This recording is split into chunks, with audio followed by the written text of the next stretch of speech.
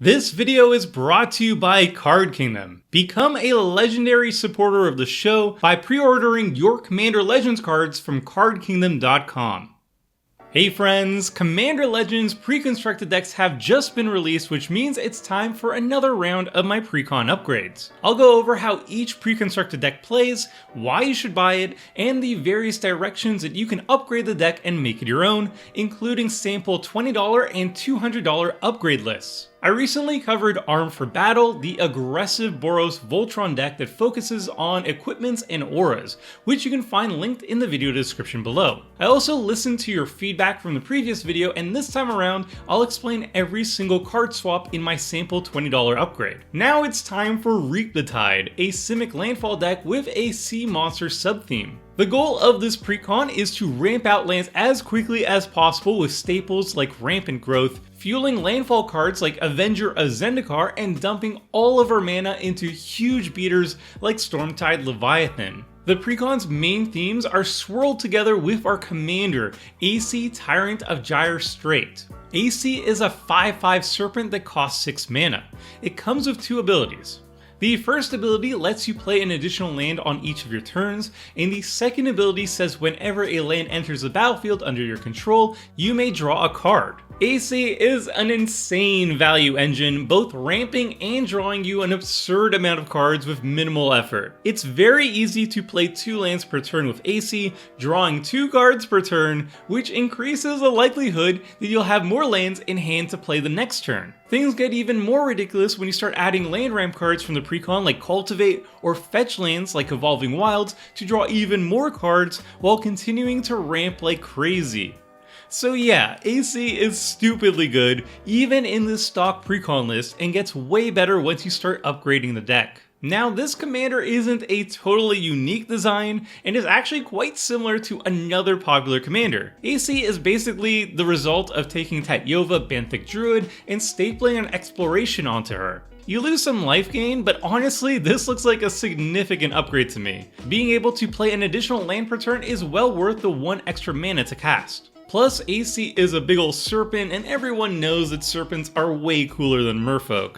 Sorry, Professor. So if you're wondering which commander is better, I personally think AC is an easy upgrade. So if you're interested in a dirtly Simic value engine that land ramps hard to fuel landfall cards and poop out giant sea monsters while drawing a buttload of cards, then Reap the Tide is the deck for you. Let's quickly go over the stock list. Reap the Tide clearly sticks to its 2 overlapping themes of landfall and sea monsters. I count 11 cards that care about lands, 11 cards that fit the sea monster theme, and a ton of lands and land ramp to fuel both themes. The deck knows what it wants to do and executes it pretty well. Now that we've had a quick glance at the list and what it aims to do, let's do a deeper analysis on the deck and see how well it accomplishes its goals. As I often explain in my Budget Commander articles, every time I build a rough draft of a deck, I make sure I have a certain ratio of mana, interaction, card advantage, etc. This gives me a reference point to compare to the deck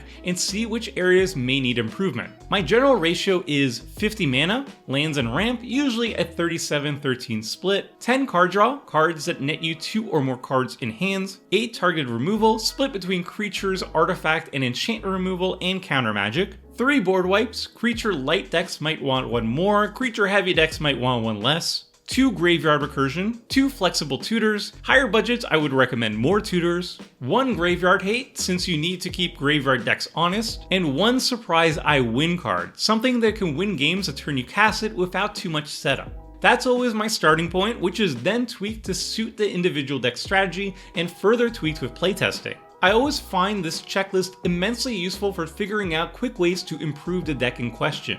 Let's see what the rough ratios are for Reap the Tide and how it compares.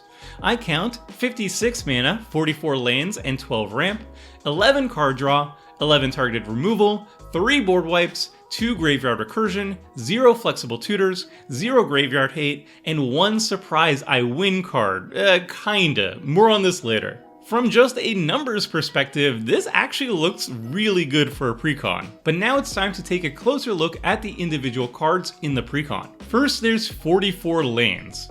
This is a lot of lands. Generally, the amount of lands I recommend for a casual or semi-competitive deck is between 36 and 40, though CEDH decks go significantly lower. 44 might sound like too much, but it actually makes sense looking at the deck's super high mana curve and the fact that so many cards allow you to play extra lands per turn, most notably our commander. This is a deck that relies on consistently playing at least one land per turn, sometimes multiple lands, so 44 is a reasonable number. To drive this point home, 3 of the best lands in the deck are bounce lands: Coral Atoll, Jungle Basin, and Simic Growth Chamber.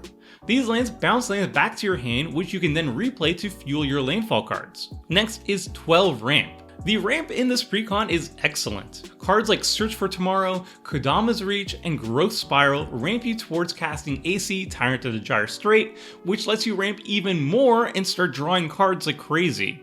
The ramp is definitely a highlight of this deck. Next, we've got 11 card draw. The risk of filling your deck with so many lands and ramp is that you're prone to flooding out or ramping so fast that you quickly become empty-handed. Luckily, this precon runs a high amount of card draw to smooth out draws and restock your hand. The best card draw in the deck is our commander, which is great since we always have access to it, but we also have other all-stars like Nezahal, Primal Tide, Factor Fiction, and Urban Evolution, all of which do a great job at drawing cards. No real complaints here. Next, we've got 11 targeted removal. There's a high amount of targeted removal and most of it is really good. All-stars include Terrastodon, Reclamation Sage, and Acidic Slime, being good on their own but particularly strong when paired with the mass bounce spells in the precon to reuse their powerful Enter the Battlefield triggers. There's some less appealing options here, but it's a great start. Next, we've got 3 board wipes.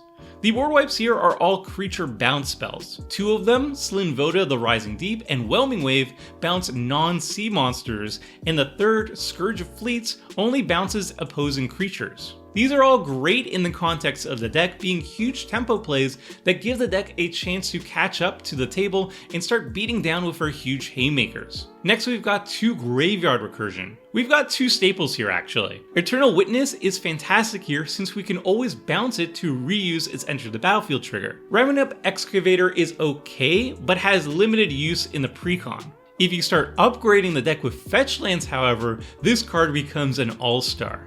Next, we have 0 flexible tutors. Tutors are super helpful for any commander deck to help you find the right card for any situation, but I'm fine with them not showing up in the precons. These are decks that are meant to be picked up and played without being intimately aware of the deck's contents, so tutors would only serve to confuse new pilots and slow down games. What I can't excuse, however, is the lack of graveyard hate. Graveyard hate is sadly still underrated by whomever at Wizards of the Coast is designing these precons. Graveyard decks are some of the most popular in the format, and you're playing at a handicap if you can't interact with their engines. Finally, we have one-ish surprise I win card. There's nothing in the deck that immediately wins the game if you draw it super late. The closest thing to what I'm looking for though is Avenger of Zendikar, which basically does win you the game if your opponents can't deal with it for a turn cycle, which is probably good enough. Finally, I wanted to talk about the win conditions of the deck, the beaters. Some of these are sea monsters, but some of them are not. The ones included here are a mixed bag.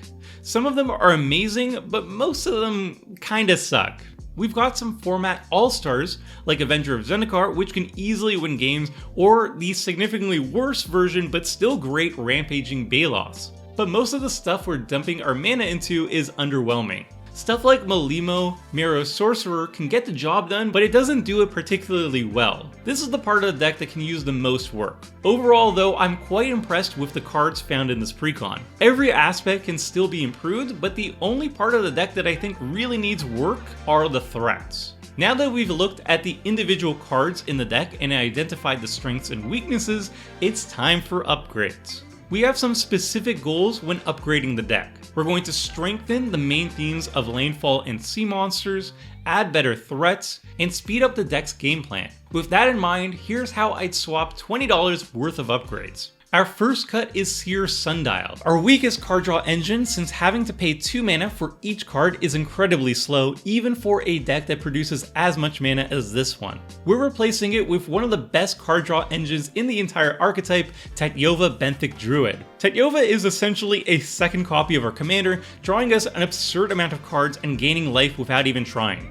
If there has to be a single card I'd recommend upgrading, it would be Tatyova. Next, we're going to upgrade our deck's threats. We start by swapping out the Virgin Octopus Elder Deep Fiend for the Chad one, Lorthos the Tidemaker. Besides having a way cooler name, Lorthos has a game-winning triggered ability to lock down 8 permanents each time it attacks.